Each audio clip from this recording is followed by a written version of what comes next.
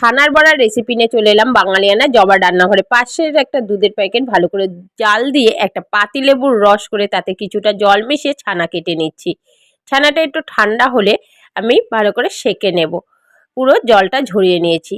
কিছুটা নুন, একটু হলুদ গুঁড়ো, একটু লঙ্কার গুঁড়ো আর একটু ময়দা দিয়ে ছানাটাকে ভালো করে মেখে ছোট ছোট গুলি করে আমি শেপ করে নিচ্ছি।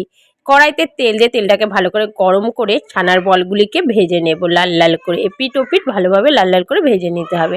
সেই তেলেই তেজপাতা, শুকনো লঙ্কা, এলাচ, দারচিনি ফোড়নে দিয়ে কেটে রাখা আলু দিয়ে স্বাদমতো নুন, হলুদ গুঁড়ো আর সামান্য চিনি দিয়ে হালকা করে নেড়ে চেড়ে টমেটো আর আদা পেস্ট, জিরের গুঁড়ো, লঙ্কার গুঁড়ো আর কাশ্মীরি লঙ্কার গুঁড়ো দিয়ে ভালো করে কষিয়ে গুঁড়ো গরম মশলা আর কাঁচা লঙ্কা দিয়ে ভালো করে নাড়িয়ে চাড়িয়ে পরিমাণ মতো জল দিয়ে নাড়িয়ে চাড়িয়ে সেদ্ধ হতে দেবো।